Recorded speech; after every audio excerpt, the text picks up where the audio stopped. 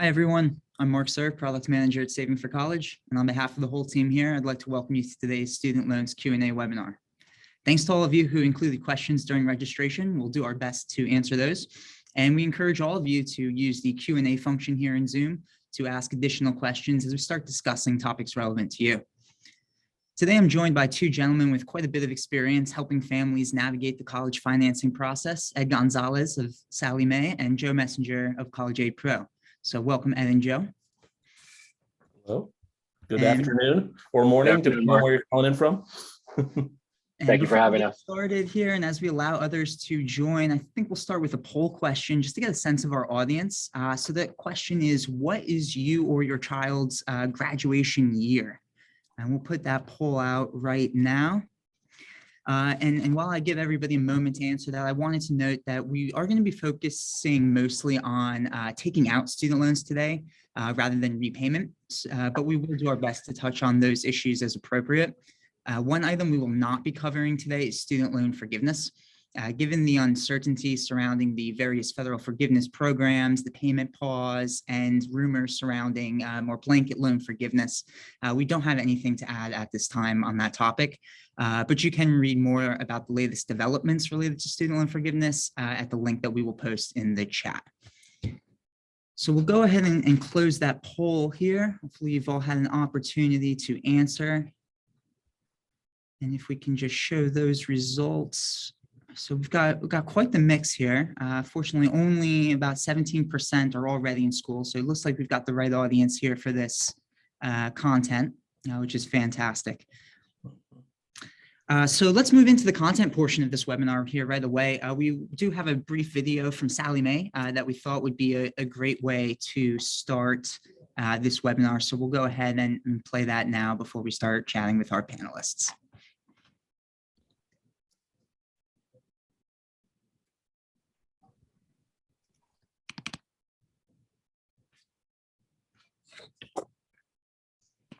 You've depended on us for many of your financial needs.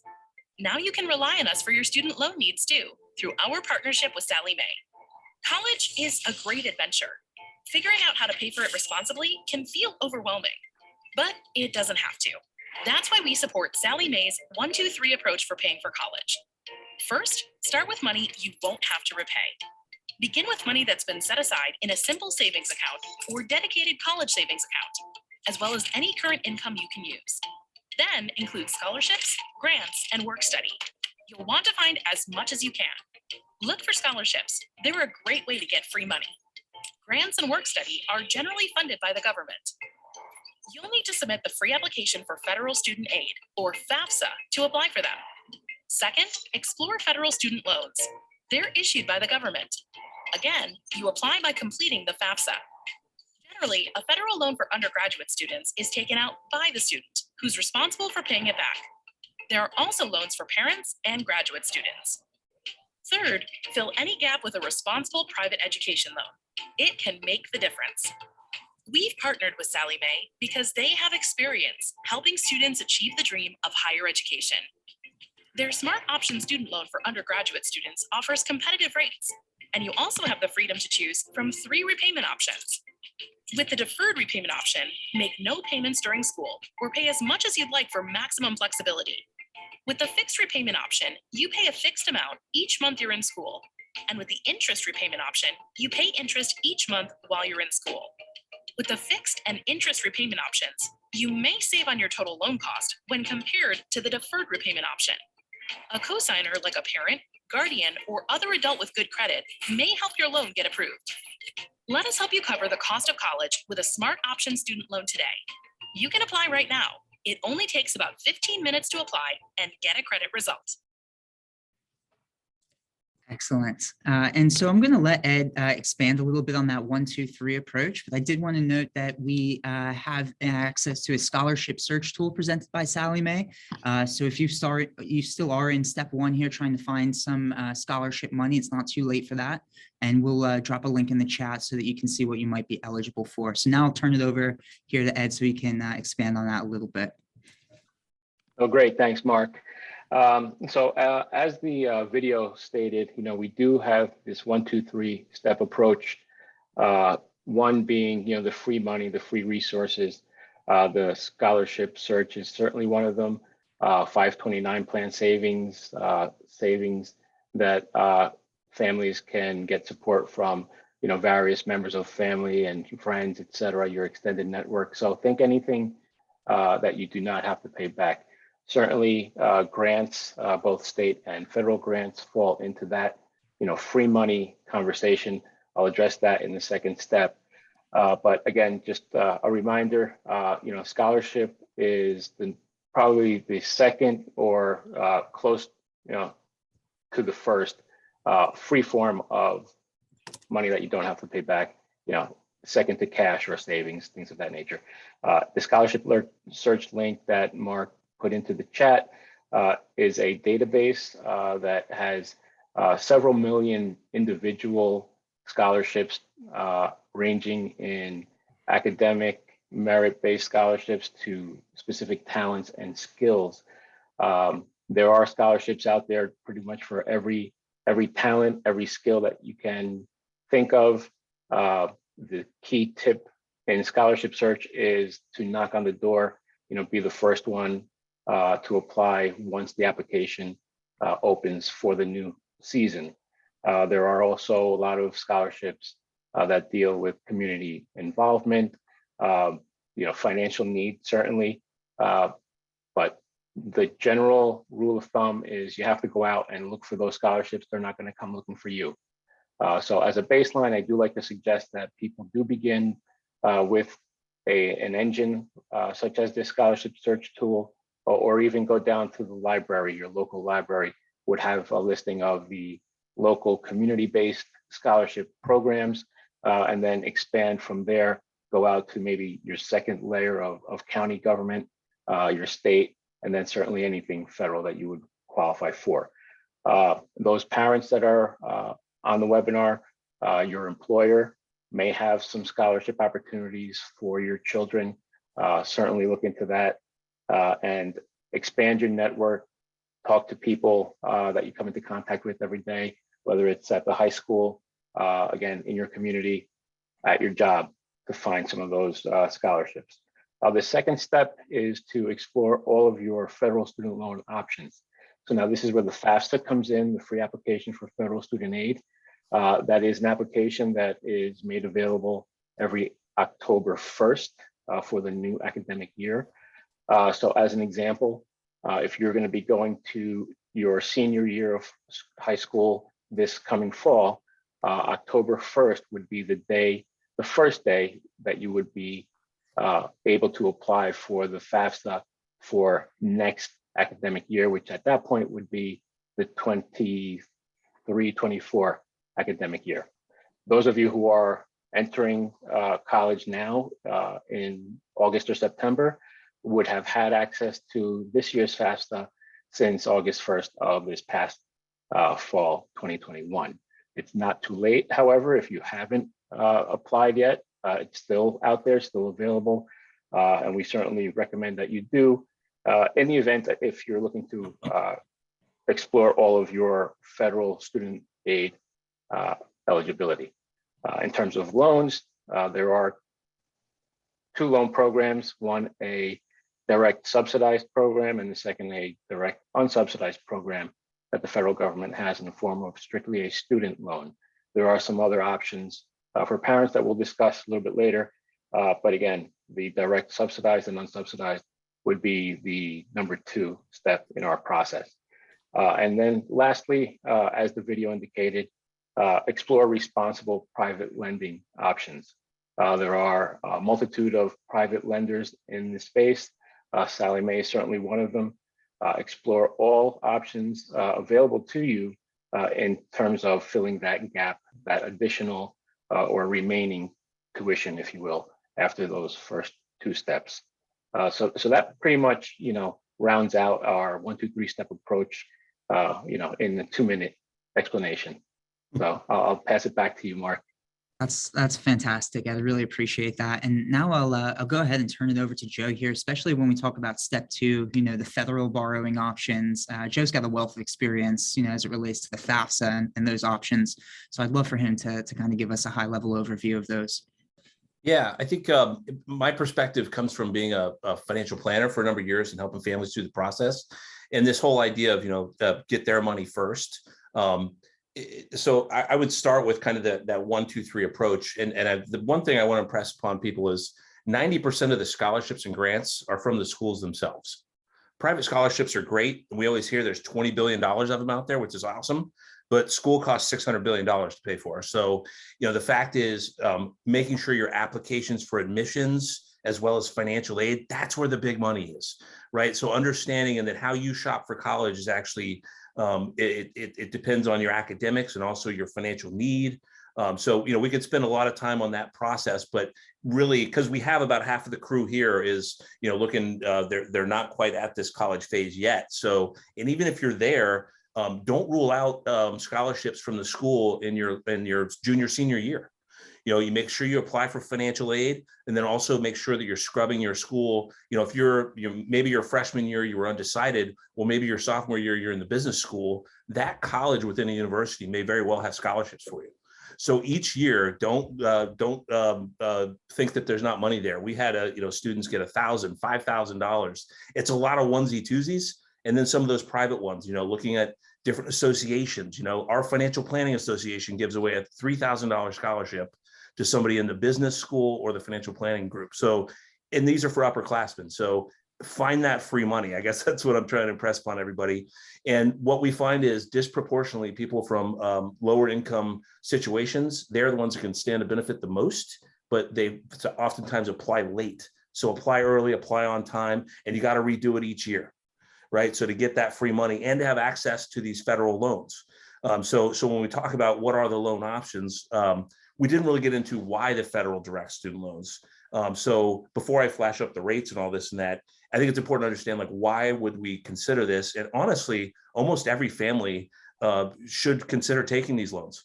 High income, low income, because of their reasonable interest rates are always about as good as you can get.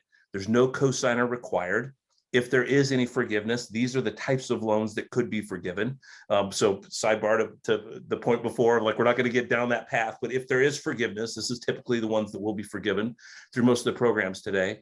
And then even with, talking about taking student loans, this new expansion of 529 college, we're at savingforcollege.com. There's this expansion of the ability to use college savings money up to $10,000 to repay some of these loans. And that's all these loans. But I think that's hopefully big picture where to find that free money. About a third of college is paid for, and our private schools are discounting their tuition over 54%. So that's another thing I wanted to impress is, don't rule schools out based on the sticker price. A lot of the big money is coming from these private institutions. They're discounting their tuition and they want great students, like I'm sure you all have. So, so that's a little bit of a soapbox, just because I think, we can talk about the lending process, but getting that access, understanding the mechanics and the timing is critical. Don't wait to apply and get in for your financial aid forms. Do it as soon as it opens on October 1st each year. Put yourself at the front of the line because that money does run out at every school. So, and then the other big picture thing, and I'll get into sharing a couple of slides just on some basics. But is if you're looking at college, don't look at it in a one-year proposition. You need to be looking at it. How do we pay for all 4 years of college down to the penny, including the loans and the loan repayment? And then also, what are we going to make getting that chosen major if we go down this path? Because, I talk about a smart lending strategy and I'll show some inside of our technology, but you really should not be taking out more in total student loans than you think you're going to make your first year out in that chosen career. Right. So the reason I expand upon that is, if I go to school and pay the exact same price and have the exact same experience, but I come out as an educator making $42,000 and my roommate comes out as a data scientist making $90,000, their ability to repay a loan is very different than mine. Their income shovel is much larger. So, just bigger picture, smart lending strategy, don't take out more than you think you're going to make your first year out total in student loans. Right. So these are kind of bigger picture. And then order of operations. How do we approach this? What are the interest rates? The federal direct student loan, it's often referred to as the Stafford. So people still use that name, even though it's not really officially part of it anymore. It's a federal direct student loan, but we still use it because it's such a part of what people have understood. But I think the big things, and Ed mentioned it, there's subsidized and unsubsidized. So to unpack that, the different flavors there, right? Subsidized, there's no interest due while you're in school, and you do have to qualify based on need. So in my view, if you qualify for a subsidized Stafford loan, you'd be crazy not to take it. Even if you have the dollars, you can use those, keep the cash flow on the books. So, it's a very good loan. The interest rates just got reset come July 1. They reset every July 1 for the next academic school year. And 4.99, they went up pretty significantly, like a lot of our interest rates are. They went up about 30%, but still 4.99 for a student that has no credit history. And they're both the same interest rate. The only difference is the unsubsidized, the interest does begin to accrue while they're in school. So a couple of points with that too. I mentioned no cosigner required with the federal direct student loan, but also utilizing these loans, it establishes tremendous credit. So even and the other thing is you don't have to take out the full amount. So a lot of students and parents looking at this process, parents like the skin in the game concept. Students having to sign a promissory note every semester. And the federal direct student loan, it is administered through the school, so it's fairly simple how that works and how that comes through the system. And as I look at that, the big thing for me with the federal direct loans is they're use it or lose it each year. So that's why it's important to understand what is your total loan you need for all 4 years, because the common thing may say, hey, well, we've got enough money for year one. Let's just pay for year one and we'll figure out the rest later. Where a better strategy to consider is to understand that the Stafford loans, direct loans rather, I got to get that out of my head, out of my pedagogy. But it's $5,500 as a freshman, $6,500 as a sophomore, $7,500 as a junior, $7,500 as a senior, for a total of $27,000 over 4 years. So the temptation may be to write the check for year one and then figure out the rest later. Well, you can't go back and get that federal direct loan from year one. So, maybe we could pay for year 1 and 2, and then we got to go back. Where a better strategy to consider is maximize what you can get out of those federal direct loans in years 1 and 2, and just understand how to pay for all 4 years down to the penny because of the use it or lose it concept. So any questions on that federal direct student loan? I wanted to kind of dig in there. So there was actually the first question we got, I think, relates to this quite a bit. From Michael, says that he's got a 529 for his grandson, but was told not to use it the freshman and sophomore year. I think maybe you can clarify kind of where that advice is coming from, right? Yeah. And I think that relates pretty well to this. Yeah, it's a really good question. And the reason is because if that money comes in, it can be counted as untaxed income to the student and assessed at 50%. So used in the freshman or sophomore year, the school could view that as money that wasn't reported on the financial aid forms and then say, hey, next year we're going to reduce your financial aid by up to 50%. So if you gave $10,000 from the 529 to the college, they would say, we're going to reduce next year's financial aid by $5,000. So that is the reason waiting till the junior senior year, without going too far down the rabbit hole, but they look at what's called the prior tax year. So by the time they're a junior or senior, you can use as much as you want. It will never impact financial aid. And to clarify there, Joe, that's a grandparent's issue. So if you're a parent who's owning the 529 account, that's going to be a little bit different. It's not going to have the same financial aid impact. Just to clarify, folks that may have gotten confused based on that. Yeah, grandparent, exactly, because the parent's assets and income, as well as the student's income and assets, are both reported on those forms, and they're going to bake that into your financial need analysis. But that grandparent one is a little bit tricky. And again, utilizing these federal direct loans may be a good way to say, okay, we can utilize those loans and even help them pay back those loans potentially with some of that $529 if that needed to be the case. So there's no one size fits all here. We should have said, I'm sure Ed agrees, like as you're approaching this, right, there's a lot of nuance to the financial aid system that we could talk about for hours, but we're trying to focus today on smart lending strategy. But these questions are interrelated. So that's why I always say, like, how do you pay for all 4 years down to the penny, including what type of loan and smart lending strategies, what we're focused on today. So. Yeah, and a follow-up question here from Jim related to the grandparents' impact on financial aid. That rule is meant to change I believe coming in the next FAFSA, but we are still awaiting some clarity on that simplification. I don't know if Joe, you wanted to add anything there. Yeah, so the FAFSA Simplification Act it's been rolled out in phases. So there's been some confusion along the timeline, but a couple of the big changes are as it relates to the grandparent 529, how that outside money is not reported or not going to count against people anymore. And so, there's a number of changes coming, but really that's going to start taking place next fall, as long as they ratify everything by the end of the year, this year. So there's a number of changes we could talk through that are proposed, that are not proposed. They are, if it gets ratified, things will go into law. I think it is based on the mix of people of graduating classes that we have here. It is important to understand how that's going to affect you, maybe going into, but also while in school. So, just to complicate things further, right? You may be in the middle of your college and they could change how your financial aid may be determined. So I would definitely be mindful as you're looking at schools, get some guarantees. If they're providing you with financial aid for year one, let's say next year, get some guarantees to say, hey, are these renewable? That's a big thing we're coaching folks on, because if these changes go into effect, how will they affect my personal situation? Can we be assured that our package is for 4 years?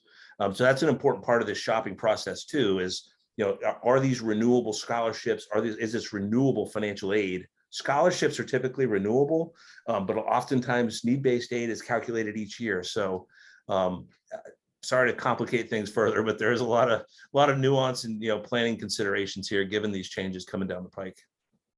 And I don't know if you have any comments on that, but it's just, there's so much change. Yeah, no, Joe, the one comment that I will make is the speed of the changes that are happening, both those scheduled changes, as you mentioned, in the FAFSA simplification, but then other changes. I mean, the past couple of months, the economy, the interest rate hike by the Fed, some of these things that we're going to speak about today, we didn't have to speak about 4 or 5 months ago when people were still deciding on which colleges to actually attend for that population that is going to be a freshman this coming fall.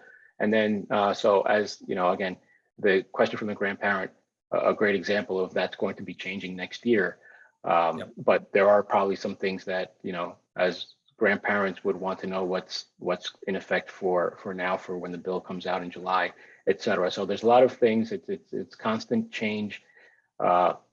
A recommendation that I always give to anybody who will listen is to try their best to speak to the financial aid counselors, financial aid staff at the schools where you intend either to apply or enroll in.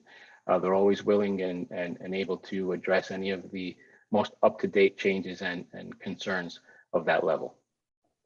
Yeah. Thank you. And the last item here, I just wanted to touch on really quickly related to these FAFSA changes, and then we'll move on from it. But I know, Joe, that you've got the petition about the multiple children in school. There was a specific question about what we can do to roll back that, and I thought you'd be able to plug the petition there. Yeah, I don't have the link handy, but we do have something north of 60,000 signatures that we plan to submit to the Department of Education. And it's about a very specific rule of the FAFSA Simplification Act. I'm getting used to saying that. That says, the way it works now is they have what's called an expected family contribution. And that's essentially, that's what they expect your family to be able to contribute towards college. So if they expect you to be able to pay $20,000, if you have 2 kids in school, it's $10,000 each. So it gets split essentially, and that gives you eligibility for additional financial aid need when you have those overlapping kids. So the proposed change is that they're going to what's called a student aid index. So as opposed to an expected family contribution, it's a student aid index. So it's attached to that student. And essentially there is no discount for having multiple kids in school. So if you have triplets, I hope they were going into school 3 years ago, because that could really impact you. So I will say this, and this is that the FAFSA is drives the federal formula in federal schools. So schools that use a federal formula, and that's the form they use. There's about 300 schools that use an additional form called the CSS profile. And these are some of our high-end privates. So what we're not certain of is it's of those schools, which ones are going to continue that rule, because a lot of them are saying we probably plan to still give a discount for multiple kids in school. So I think that's actually going to be a school by school decision. I've talked to a lot of financial aid administrators and enrollment managers at colleges, and they're going, yeah, I've heard it all different ends of the spectrum. So again, complicating things further. So, but it's a very nuanced process. Understand that not all schools are going to abide by that federal methodology, but the petition is out there. Change.org is what it's up on. So if you go to FAFSA rule change, I think you can even Google it, but I can get the link at some point. That's awesome, Jeff. Thank you. And we'll move on from this. And it is, though, I think pretty relevant for this audience. So hopefully that was helpful for all of you. There were a couple of questions that came in specifically related to these federal loans. One is related to income limits, and the other is related to the option to defer interest with unsubsidized loans, whether that's a possibility. So I don't know, which of you might like to jump on that, but I'll leave the floor open here. We could split those or just provide two different scenarios for them. So the first one for deferring interest. So interest on, so if we separate subsidized from unsubsidized, the subsidized loan, which back to Joe's point as to why you should certainly take it if you're eligible for anything subsidized. So that is a subsidy that the federal government will pay the interest portion of the calculation of the calculated interest during the in-school period. So as a student, or let's just say as a freshman this year, any subsidized eligibility that you would have, that your child would have, if they take that loan, that interest will be paid for him or her on his behalf by the federal government for the 4 years of his in-school period. The unsubsidized portion, although it's not required to be paid during the in-school period, will not receive the subsidy from the federal government. So no payment would be required on either side of that equation. However, upon graduating and then 6 months after graduation, the grace period is what it's called, and we'll certainly speak to that.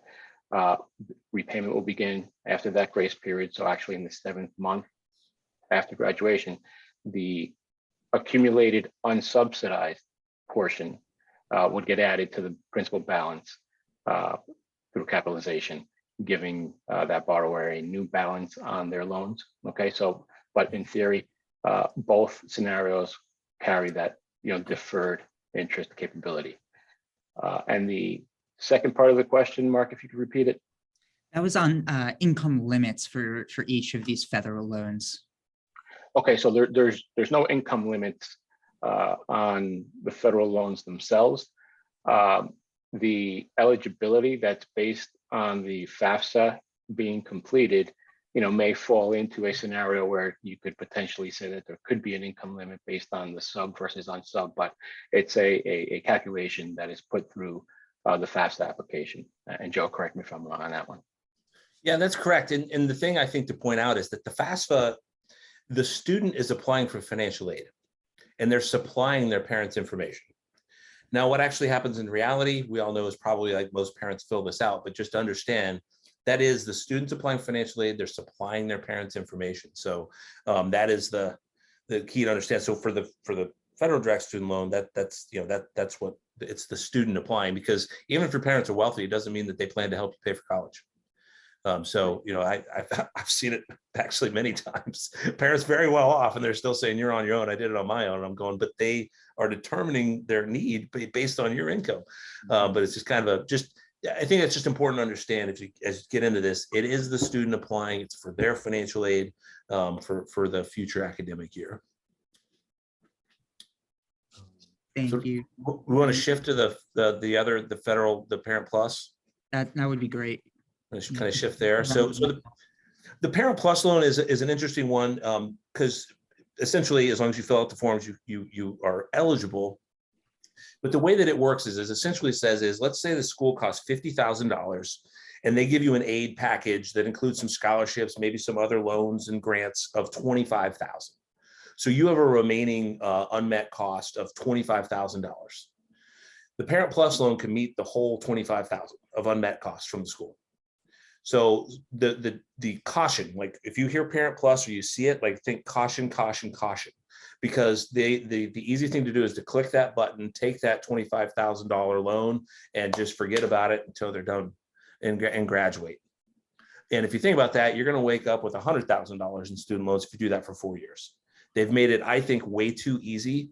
And if you look at the interest rate there, 7.54 with a high origination fee, you're paying over 11% in year one.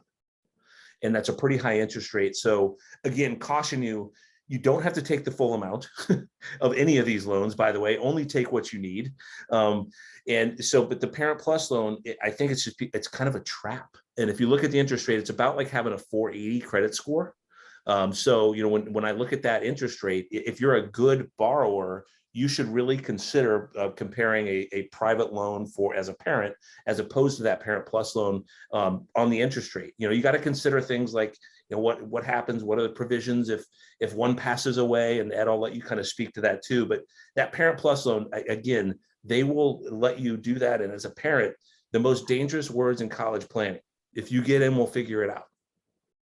And a lot of parents figuring it out means taking out a bunch of Parent Plus loans, and the highest growing people, the people over 50, that's the fastest growing group of people with student loans. And a lot of it is a result of these Parent Plus loans. So just be really cautious, know what you're getting into, again, not on a 1 year, but a 4 year basis. And then just understand that it's almost too easy to get. So, and then again, that interest rate, you really want to compare, hey, if we need a loan, can we consider a home equity line of credit? Should we be considering our private lending options because of the interest rate? So those are a couple of my kind of talking points. And Ed, I don't know if you want to add some color there. Yeah, thanks. And yeah, I agree with you 100% across the board, everything you said. You know, the two things that really come to mind when we talk about comparing plus loans to private, you know, the non-transferability, to your point about the age demographic of parents, that really hits home. I mean, that is a big mark on your credit report. Let's face it. So you're carrying the debt. It's, you know, probably side by side, a line item next to the mortgage if you're carrying a mortgage. These are things that are your liability. They're non-transferable. You know, there's a lot of retirement talk these days. You can't borrow for retirement, so that's something to consider. You know, how much debt do you want to carry into retirement? Comparatively speaking, you know, what are your other options? You know, the price, if you're price sensitive, you know, your package plus loan would probably equate to one of the higher tiers that the private world has to offer. So for certainly, back to Joe's point, anyone with decent credit can stand to gain from a private loan versus a plus loan simply based on price. So again, you know, non-transferability, price, these are the two big hot button items. You know, when we talk about plus versus private, the availability in the private loan to bring in a cosigner, you know, that trumps that non-transferability on the plus side. And then, you know, the availability of having a reduced interest rate also, in my opinion, would trump that, you know, plus loan rate. Yeah. Yeah, and I'd love to stress there, if you guys don't mind, I've got quite a bit in federal Parent Plus loans that my parents borrowed on my behalf, but I repay. And that fee, you know, in addition to the interest rate, you've got to pay over a 4% origination fee. So you actually have to borrow, you know, 4.25% more than you actually need for school. And interest is going to start accruing on that full amount immediately. So your effective interest rate is much higher than that 7.5% that's stated there. So I think that's really critical for folks to understand, especially, you know, if they don't have a background in finance and understanding how that affects the interest rate. You know, interest rate is actually a lot higher with the plus loan.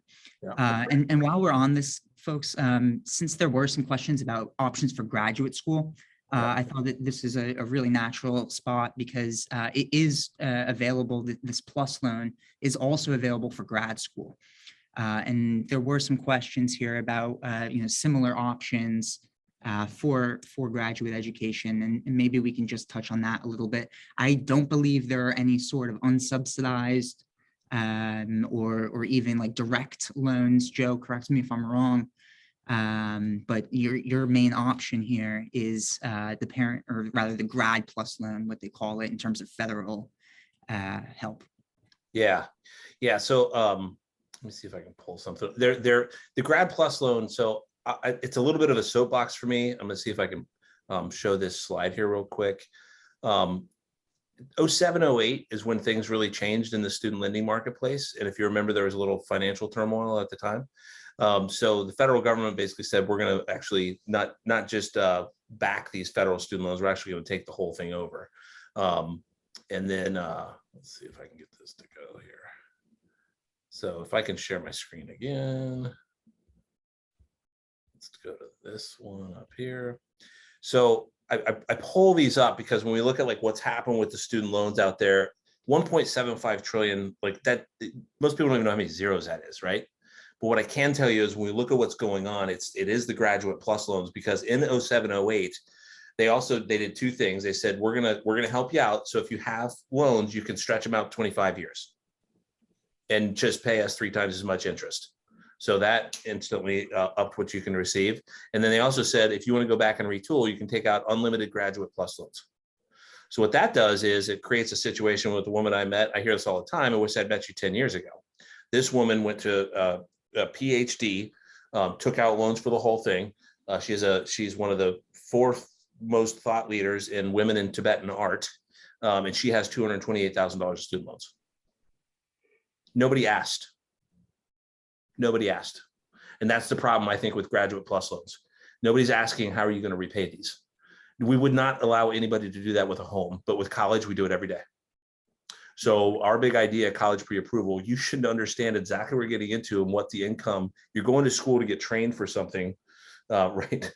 That you should hopefully be able to repay that loan, but all too often, this woman, her payment would be $2,500 a month. Her take-home pay is about $5,000. So that, to me, graduate plus loans, the interest rates are about in the middle of the parent plus and the undergrad, but it's really unlimited. So my caution with those is only take what you need. Try to find other ways to pay for that graduate. Can you work for the university? Can you do research? Are there ways to subsidize that? But a lot of graduate programs, they're on you. Is the MBA worth it? I read about that all the time. And is going back to law school worth it? I mean, because the loans are there if you want them. So I just caution, is it really worth the investment to go do that? How are you going to repay it? Make sure you're measuring it that way, because when we look at this, one of the things I would point out too, from a lending standpoint, in the bottom right there, for every $10,000 you take out, you're going to owe back roughly $100 per month, right? So every $10,000 you take out, you're going to owe back roughly $100 per month. So if everybody could just take that simple note and go, gosh, what am I going to make when I'm done? And could I pay back a $70,000 loan? And that's why we say don't take out more than you're going to make your first year out. Because if you have $70,000 in income, you could probably pay around $700 a month. It would hurt, but you could probably make it happen. So I keep having these soapbox moments, but I'm trying to go back to like responsible lending, making responsible choices, and having a college crystal ball.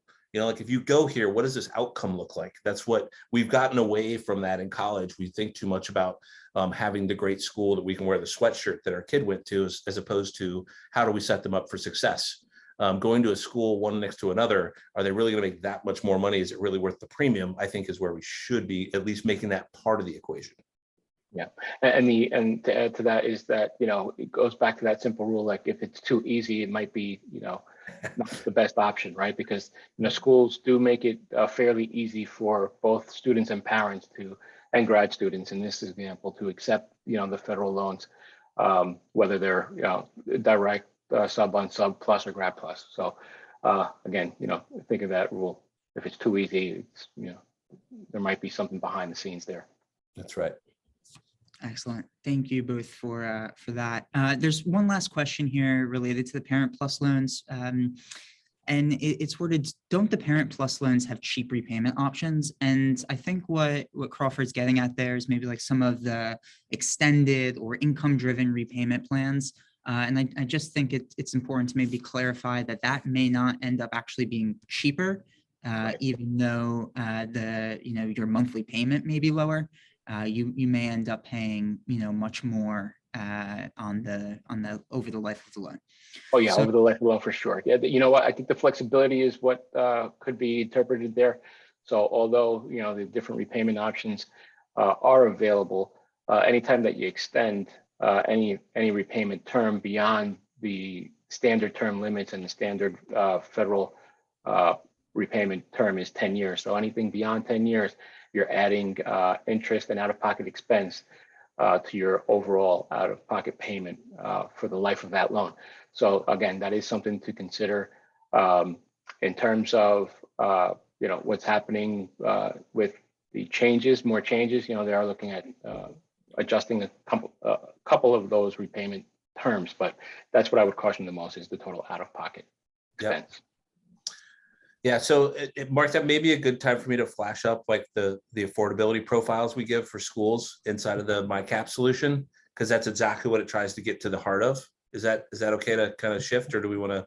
Yeah, that'd be great, and then we can talk about private options just after that. Let Cool. Ed chat for a bit. So this is we have a partnership with Saving for College to present our College Aid Pro as our technology, but we have every school in the country, and we're going to give you a predictive outcome of what your package will be, what your out-of-pocket costs will be. So when we're looking at schools, we want to understand basically not the sticker price, but what is the actual our 4-year net cost. So when we look at a school like a Case Western that's a great school, here's our budget, here's our cost, here's the loan. If we fill the whole gap with a loan, this is what we're looking at. So the key there is to create your budget for 4 years, not for 1 year, and then understand what's our out of pocket, and then understand what are we going to make when we're done from that college. So every school. So when we look at affordability, we look at four basic areas of, like, ideally everybody would love to not have any loans. If you can just take the federal direct, that's actually a pretty great outcome. It's good if you can make sure you stay below your first year salary. But total loans above your first year salary, we're going to caution you, because you're going to have a difficult time making that payment. So from a snapshot standpoint, when we look at these schools side by side, these are all great schools. And just because of financial aid and how these systems work, if we looked at Case Western, we're going to caution you. Well, why is that? We're going to take $97,000 in loans, and it could be a combination of all these different loans. Somebody needs to take it. And if you do a 10-year repayment, the full amount you would repay, the life of the loan, 143, you'd pay about $11.96 per month. But we've got your back. So just stretch it out over 25 years, and you'll just pay us 3 times as much interest. It may seem more affordable, but you're going to be in debt until you're 50, as opposed to being done when you're 32. So, and then also when you look at, like, what are you going to make? So making this payment, we're going to caution you that $1,200 a month payment, even though from a great school like Case Western, your take home pay, this is something that most young adults don't understand, take home pay, right? You might come out making $66,000. That's not, you don't take home $6,000 a month, right? So, and then just comparing them, like, you're not sacrificing quality to go here, right? So this is a very doable plan. And this has a lot to do with a great outcome, because they're going to probably take out some federal direct loans. They're great with financial aid, right? So the school, it doesn't matter what the sticker price is. It's all about what kind of school are we looking at? How do they award financial aid? And comparing them on a side-by-side basis, and understanding, like, when you're really looking at shopping for schools, like, how do we want to do that? How do we find schools that are going to be right for us? And then which schools give us scholarships? So if you want to find the scholarships, the big money is with the schools. So if you have a particular school, you want to understand, like, where's my money coming from? I have a $28,000 scholarship from here. The answer is yes. And it's actually a grid scholarship based on academics. And we'll predict what that is with about a 93% accuracy. And if you have need-based aid, it's kind of the same story. But the whole idea, like I said from the top, is the big part here is shop for schools smart, understand where to get the discounts, because they're the ones that have the big money, supplement that with private, and then take a responsible loan and understand, again, exactly what you're getting into. That's really, I think, the key. Understand exactly what you're getting into with the loans, and if you do need them, how do you take them responsibly? And that's kind of, we're at the end of this, but really all of this really begins at understanding the whole process of shopping, affordability profiles, the forms involved, negotiating for more, and then how to borrow. That's where we're at right here. So that was a little, again, a soapbox, but what we've tried to put together is giving people a crystal ball. If you go here, this is the future you. Somebody's going to have that loan. Somebody's going to have that loan payment. And instead of thinking of it in a 1-year vacuum, let's think of it in terms of, can we see into the future? Compare these schools side by side. What's the result? What am I going to make? What's my loan? What's my loan payment? So. Awesome. Thank you, Joe. Interesting question here from the audience I'd like to touch on really quickly. Can a student receive a direct loan? Joe, you mentioned that the interest rates are going up on July 1st. And so if we're going to school this fall, can we receive a direct loan before July 1st and get the lower interest rate? So here we get into kind of the timing of the disbursements and such, and we'll also discuss, I think, the plus loans and private options also, and when the timing fits there. Yeah. So, and you may have something here too, but like if you haven't taken it out already, you should be able to get it if you're enrolled in course. It has to apply towards something you're enrolled in. So, and you're going to want to work with the bursar, so if you chose not to take it like at the beginning of the semester, but you want it now, at the interest rate, if there's still money there, work with the bursar to see if they'll still distribute it. That would be my advice and guidance. Cause it really is, once we turn over here, gosh, in a couple weeks. It'd be here before you know it. Yep. So, but yeah, you should still be able to get it, up till the end of the financial aid year, which is June 30th. Yeah, but it's predominantly based on the academic term, but it is hinged on the disbursement date. So the actual date that disbursement is made, that is where the calculation would begin and end for the new versus old. And also another date to look out for is October 1st, when the new fee for the plus loan rolls over as well. So again, that would be something that would go up in October versus July, but most of these are tied back to the disbursement date. Yeah, that's a good point. And then the other part there, as I was thinking through, the last day to actually file a FAFSA is June 1st. So in this case, if you haven't filed the FAFSA, you're kind of out of luck, because they shut it down for the month and they rejigger everything to get us ready for the next academic year.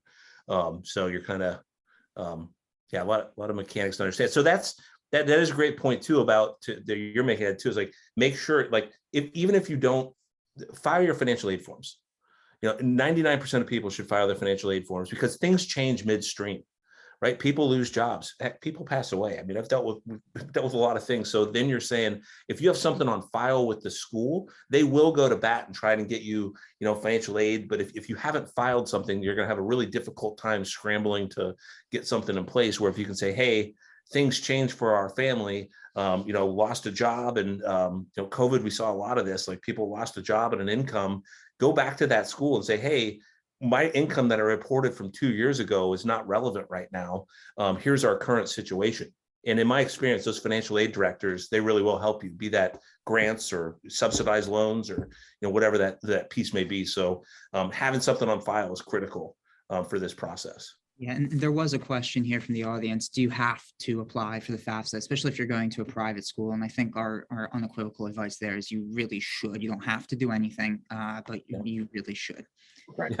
Yeah. And the other reason is a lot of schools require these financial aid forms to be considered for merit scholarship. Right. We get a heartbreaker every year. They're like, hey, they got an NYU, but they didn't get any scholarships. Well, did you fill out the financial aid forms? No, we weren't going to get any financial aid. Well, they consider scholarships financial aid. Right. Yeah, that's a really key point there, Joe. But ask the school specifically, I would say, especially those privates, ask each school, hey, do you require me to fill out these forms to qualify for merit scholarships? That's the key. So moving on here, there are a lot of questions about timing, right? And we've talked about how the FAFSA is your application form for those federal Stafford, not Stafford anymore, direct loans. But, as it relates to the Parent Plus loan and also for private loans, what does that application process look like? Maybe Ed, you can take that one. Yeah, sure, Mark. So I'll start with the private process. So exclusive to the FAFSA or any other applications, private loans, they're tied to the academic year, to the academic term, similar to the other applications, but they can be generally, applied for at any point in time. We do recommend, some lenders allow you to apply, much earlier or in the process. We are one at Sallie Mae, so generally about 300 days prior to the beginning of the term is when you can apply to see what type of offer you'll get from a private loan, from our private loan, from our Smart Option student loan. Disbursement, again, tied to that application, would have to happen 365 days within the 365 day time period from when you're applying. So although that may seem very, very, very early, a lot of people, find comfort in knowing that, they're approved.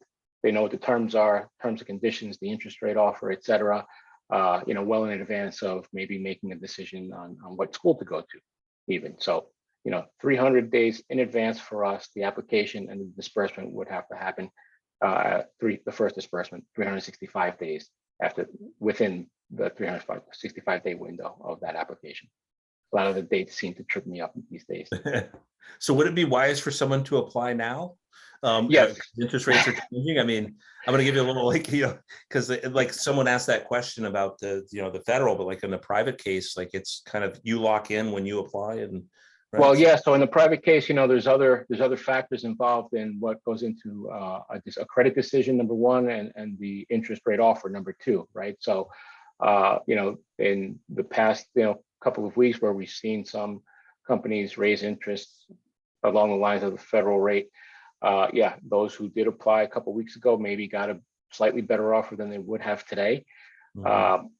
Today, you may get a slightly better offer than you will get in 3 or 4 months. So definitely shop around.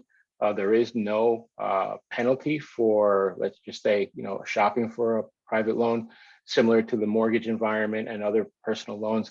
FICO, the credit bureaus, they do give you a 45-day window of flexibility to compare, contrast, and shop for all private student loans.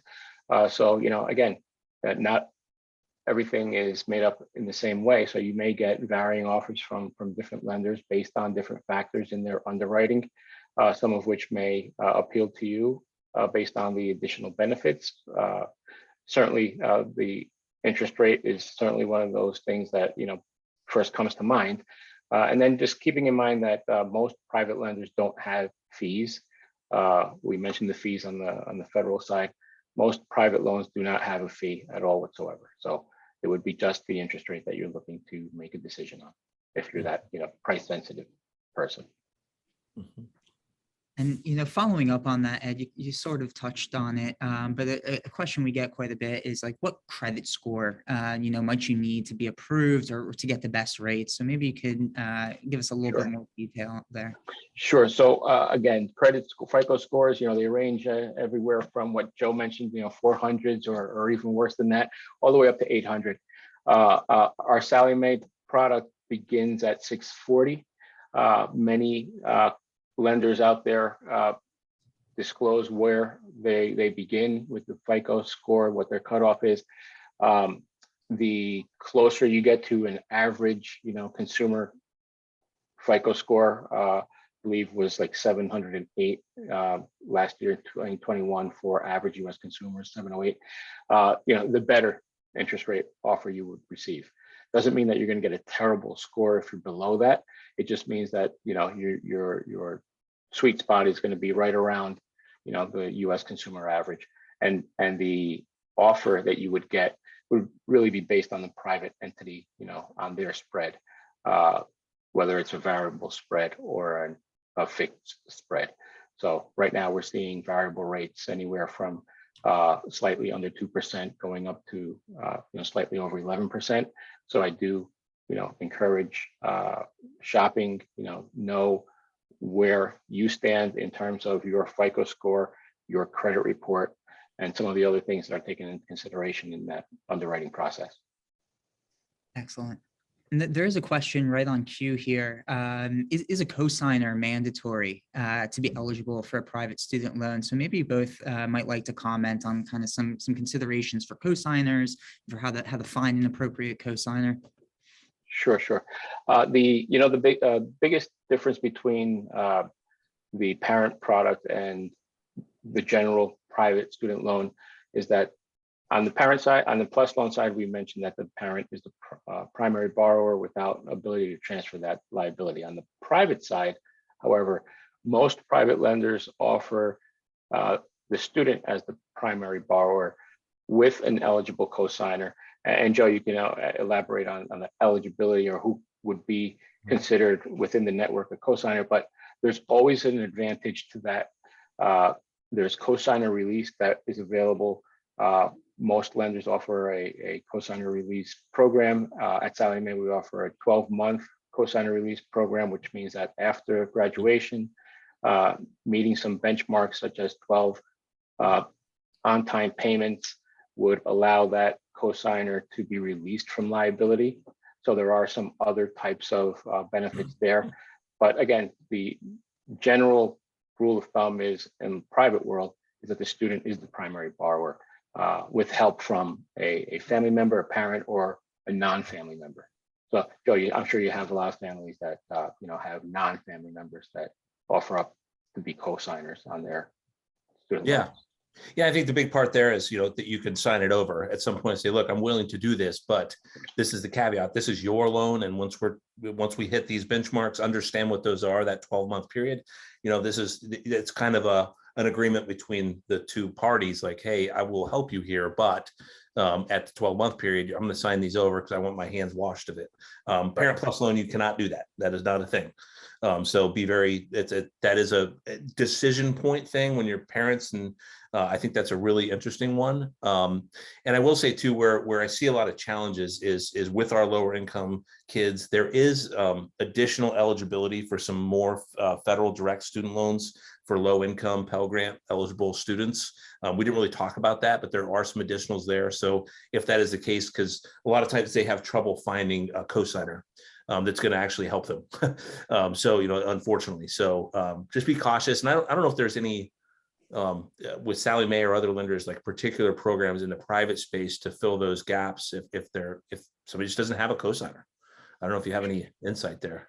Well, our insight is in the form of educating the consumer. So we do try to educate as many people as possible on who makes a great cosigner, down to the detail that I mentioned about anybody could be a cosigner. We don't have stopgaps to that, but we try to disseminate as much information as early on in the process. Even down to the high school counselor while they're freshman, sophomore years of high school, just let them know by way of counselors and other mediums that not necessarily just your parent can be your cosigner. It can really be anyone in your extended network. So maybe plant that seed a little bit earlier on in the process, but we do like to educate and inform on the advantages of that as often as we can. Excellent. And Joe, there's a question here from Angela. Don't all students have good credit because they have no debt? And so maybe we can clarify what actually the credit scores are for these high school students. It's a great question. No credit is not good credit. Actually, having a credit card, paying it off for 4 years of college, make sure it's paid, even if it's $500. Establishing credit and having the student loan coming out of school, even if you paid it off out of school, it looks like you're a rock star credit score. So students have no credit history. Starting a credit card with a very low limit that you're also on as a parent, that they're the lead on, it's a great way to, you've got to establish credit. Having a car loan in their name, that at least there's something, but there's nothing better than a student loan to establish your credit. And it is unfortunate, but people that come out of school with no student loans and no credit history, they're going to have a tough time buying a car or buying a house or even renting a property. You have to, you really do need to, from a financial, it seems backwards, but you have to have credit history to have a good credit score. So it's part of the system. And then, so just think about the previous question and the comments and our answers is that, if the student is the primary borrower in their freshman year, they have started out their college career establishing credit for themselves, right? Through their private student loan application. So they got a cosigner. Cosigner helps them secure the application, the funds, but since they're the primary borrower, any positive activity that happens on that account will positively reflect their credit report and their credit score. Yeah. And most loans, correct me if I'm wrong, Ed, there's no prepayment penalty. So even if you took out a $2,000 loan and chose to help them repay that, you're still kind of accomplishing that goal of exactly credit. Exactly. Yeah. There's no prepayment penalty. Yep. So. Awesome. We're running a little bit low on time here, but there are a few good questions. If you guys have a moment. Good for a few. So Jim asks, can you refinance Parent Plus loans into, because we spoke about how the Parent Plus loan, that's the parent's responsibility. You have to trust that you have a great child like me who's going to pay off, the debt. But can you refinance the Plus loan into a private loan, thus changing the debt holder to the graduate? That is true, but remember, you're going to be paying that 4.25% origination fee that they're not going to refund. So keep that in mind. What? They're not. What? Yeah, but can you transfer that, Ed? Like if somebody comes and they say, "Hey, I have a Parent Plus loan, can I transfer it to my kid?" That kid would have to qualify for a private loan, right? I mean, Yeah. So I mean, that question specifically answered is, a private loan is going to be the only option there, and a private lender that would be willing to take on or take the Plus loan and turn it over into a private loan. So there are a couple of banks that do consolidate and refinance both federal and private loans into one new loan. We do not have that type of a product at Sallie Mae, but so I do encourage them, whoever is asking the question, to start with their bank, wherever you bank, start there, or just look for, lenders that do refinance Plus or direct unsub and sub and private loans together. Yeah, I often advise people because we work people to and through the process. And then when you're at the end, you really want to kind of reset the table and say, okay, here's the loans that we have. Understand some of the protections you're afforded with the federal loans, because it's maybe tempting to go get a better interest rate. The interest rate's not your only consideration when you're looking at refinancing or restructuring. So there's a whole cottage industry around student loan repayment when you're done now, especially for grad school. So I really encourage people to reset the table. The mind shift, or the mindset needs to shift. When you've taken out the loans, hopefully you've been responsible, but when you're at the end, really look at, okay, they're telling me 10 years, but maybe I want to get them done in 5, right? Maybe I want to get aggressive with these. So, just really reset the table, think about how it fits with your overall financial plan. And again, we looked at like the life of loan cost. If you stretch them out, just be very cautious. I mean, you're going to pay 2 or 3 times as much interest. The lifestyle creep, as we call it in our financial planning industry, you have this temptation that, you want to do all the things other people. So cutting your payment in half sounds great, but I'm telling you, you're going to wind up a lot better if you can be aggressive with getting your student loans repaid as quickly as possible. Excellent, Joe. That's a great way to wrap it up. Thank you so much to Ed and Joe and their organization, Sallie Mae and College Aid Pro, for taking the time to answer your questions. And thank you all for joining us. We look forward to seeing you guys in the future as we bring you more of these webinars. And if you do need any other resources, just go over to savingforcollege.com and you can check out our whole student loans content. Have a wonderful week, everybody. Thanks, Ed. Thanks, Mark. Thank you, guys. Thanks for having us.